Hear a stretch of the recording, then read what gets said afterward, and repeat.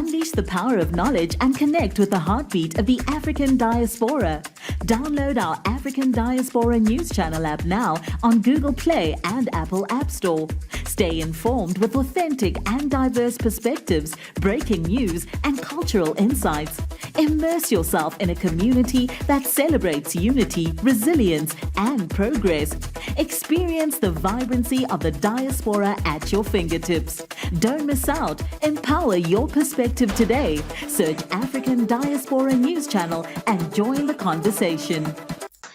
Hello, African Diaspora News family. My name is Reneilwe Morema, and I am your host right here on the African Diaspora News Channel. I'm reporting live from Johannesburg, South Africa. You know, we've always been talking about the DA representing the minority. They are not for all citizens. Their presence in the GNU is to protect and promote the interests of private market sector and the 20% minority group in South Africa. All that talk about the DA was merely a talk, especially for me, being a born-free youth with limited experiences when it comes to the political dynamics of this country. I'm learning as I go. I can't say I'm an expert, but I never thought in my lifetime that I'll experience the harsh truth of who the DA really is in real time. I was following the drama of the VAT increase. Basically, the government wants to increase taxes by 0.5% this year and 0.5% next year. There was a whole debate over this within the government of national unity parties. ANC was obviously for the VAT increase and DA was against the VAT increase, stating that South Africa is already in shambles. People don't have jobs. People can't afford their day-to-day lives. Increasing this will literally be detrimental to the lives of the citizens. And I'm like, wait a damn minute. Wow, I wouldn't mind a DA government, especially when it comes to issues that affect us equally. They are willing to point out the dangers, warn us, try to negotiate to protect us from the high cost of living crisis in our country. And then the Minister of Finance, Enoch Godongwana, said, not so fast. Don't be quick to fall for this wolf in sheep's clothing. And I'm like, why, Minister? Your ANC party has been stealing from the poor, increasing VAT so that you can fill your pockets, steal from the state, push us into worse poverty state. The DA is merely being transparent with us. And for that, I respect them. And then the minister's like, okay, little girl. And then he drops a bombshell. Finance Minister Enoch Godongwana said that the Democratic Alliance, the DA party, has agreed to accept a VAT increase in exchange for the scrapping of the Expropriation Act. Godongwana revealed this during a joint meeting of Parliament Finance Committees where Treasury responded to submissions made during budget public hearings. He said the DA made the offer in a letter to President Cyril Ramaphosa. He told Friday's joint meeting that suggestions that the DA didn't want any increases were incorrect. The DA has sent a letter to the president accepting 0.5 tax increase in exchange for things that are outside the budget, like the Expropriation Act and so on. Before Parliament starts, because you can see people is already taking in their seats behind me, I want to talk about something. VAT. Let me explain to you what this means, okay? Laat ek verduidelik. It is your bread. It is your food. It is your transport. It is your business. It is every single thing that you do becomes more expensive if VAT goes up. If VAT goes up, the cost of doing business goes up. Your petrol goes up. Electricity, everything becomes more expensive. And on top of that, life is already expensive and these people want to make your life even more expensive. It's because of parties like the Patriotic Alliance, it's because of parties like the ANC that want to support this thing and want to support VAT going up. As the DA, we will not support this at all because we believe in jobs, we believe in growth. That is the only way. So all along when they pretended to care for the citizens of this country, both black and white, it was a lie. All these talks about how this tax increase will push the country further into an economical depression was all a lie. The DA is negotiating a better deal for white people by throwing black people and anything that has to do with progressing the lives of black people through government support systems, laws and policies under the bus. Because they know the minority have a higher chance of surviving this tax increase because they own 90% of this country's wealth.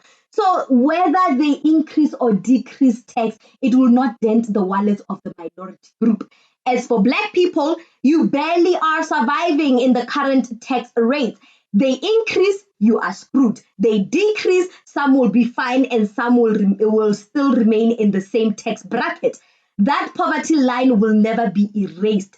They scrap the land expropriation bill, the values of democracy and the people that fought for 1994 to happen will be down the drain. It will be a big middle finger to the freedom fighters.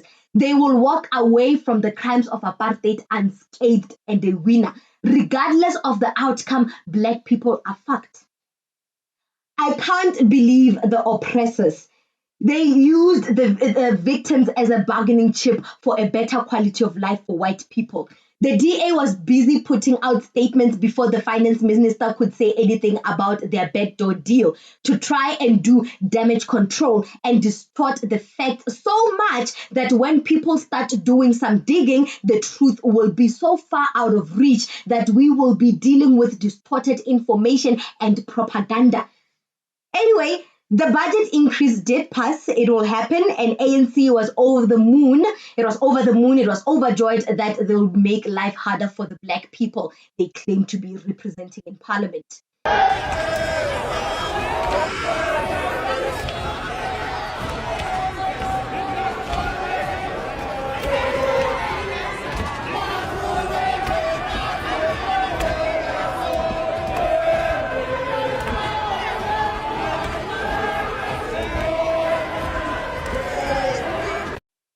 Yep, that was the ANC celebrating the tax increase by 0.5%. They were celebrating the fact that, hey, we increase the tax rate, meaning more money in our pocket, meaning more resources to steal from the state, you know? And at the expense of what? At the expense of black people. And the DA is for this increase because they have no other choice. They literally have no other choice. So I can't believe that the DA tried to negotiate a better deal for white people. I mean, whether we increase or decrease tax, the white people will still be fine. But scrapping the expropriation bill, the land expropriation bill will be a middle finger to the freedom fighters that fought for the liberation of this country, that fought for the democratic institution of this country, that fought for our freedom.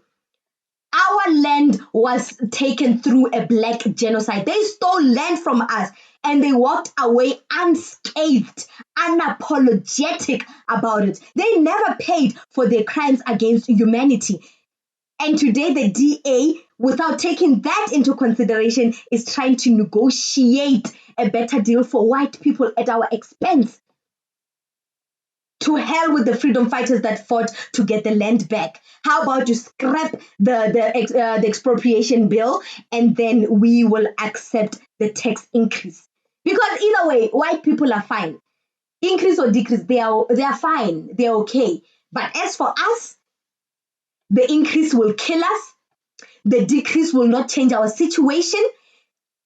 The decrease will not change our situation, and scrapping the expropriation bill will be a middle finger to the freedom fighters that fought for this land. So either way, we are the losers.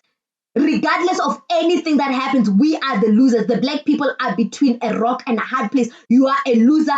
However things turned out, you are a loser. We are the losers regardless of the outcome.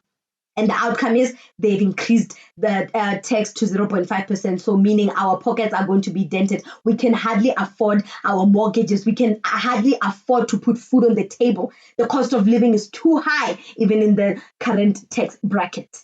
What do you think about this segment? Comment to us in the comment section below. Don't forget to like and share the broadcast. Subscribe to our YouTube channel. Hit that notification bell so you